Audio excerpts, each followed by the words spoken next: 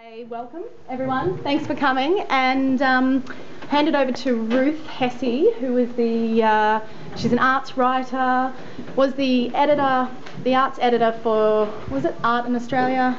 Australian Art Review. Australian Art Review. The list goes on, but she's going to be our moderator. So she'll introduce everyone. She's not modern. Lumps out, but I'm hoping to create some ructions underneath the conversation so that we leap off the page. But is anybody very thirsty? Because I do have some water here. Okay? No? Everyone's okay? No vodka? Not yet.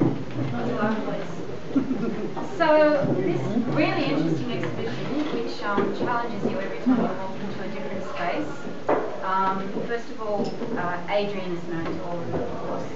He's the gallery director and has been working in the art world for 40 years. Is that cruel to mention? On my left, Colin Rhodes, who's really good at talking about other people, apparently, but not himself. He is the Dean of the Sydney College of Arts and a specialist in something called Outsider Art, which we'll be talking about very soon, exactly what that term means and how it fits into the Western tradition of art, but also all the other influences that have come into that over the years. He has written 2 books, which include the influential Outsider Art, Spontaneous Alternatives in 2000, sounds very exciting, and Primitivism and Modern Art that was published in 1994.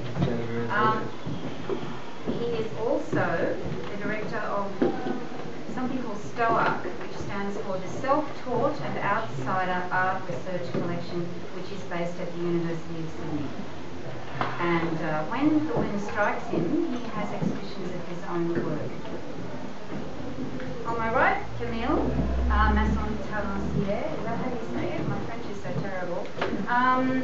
She's the artistic director of Weave Art Centre, and has a little bit of an unusual background, I suppose, for somebody working in that area, because actually Camille has been really inspired by travelling through the cathedrals of Europe and the study of how light is perceived and treated and has been used over the centuries.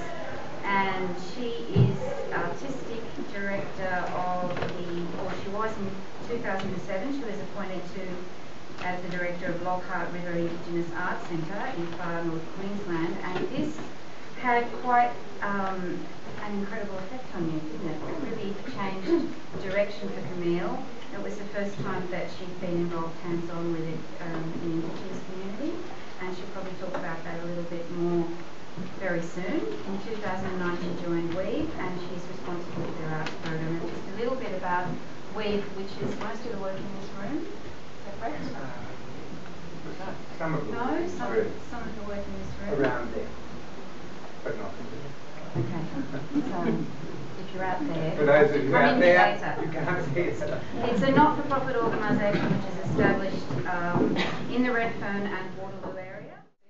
I work for an art centre in Redfern, and the people who come to the art centre, I think are all artists, and whether or not they consider themselves as outsiders or other artists, I think the point isn't there. I think that they're all working as artists, and it's a place of social inclusion. So, I also work in some of the psychiatric hospitals, and I think that it's a term for historians or for gallerists, but I think as a term in itself, it doesn't mean that much to the artists.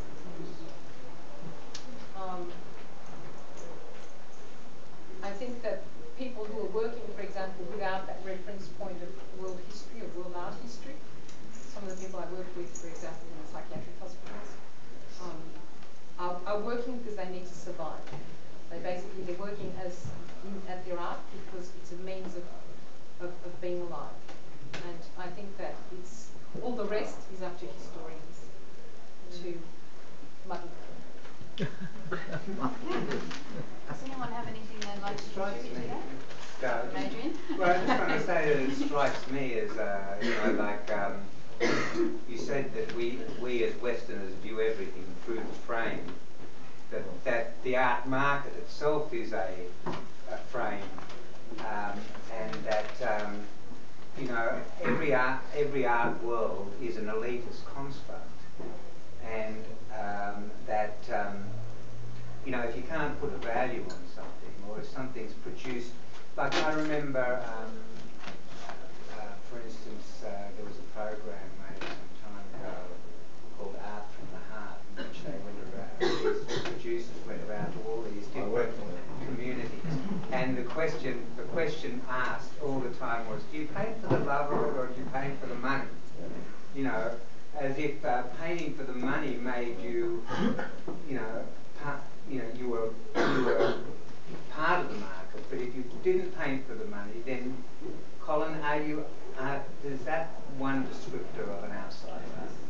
No, I don't think so, actually. I mean, one of the reactions I always get to that kind of that proposition is anybody, whether they're into making art or driven to make art or whatever, anybody who really wants to make money, being an artist is probably the daftest thing to do. Go work in Woolies stacking shelves and then make art when you get home, and you definitely make money. You still make art. It's the same with buying art. Do not buy art to speculate. Buy art because you love it. Because if you're speculating, put money on the horses. It's a shame. You buy art. That kind of sense.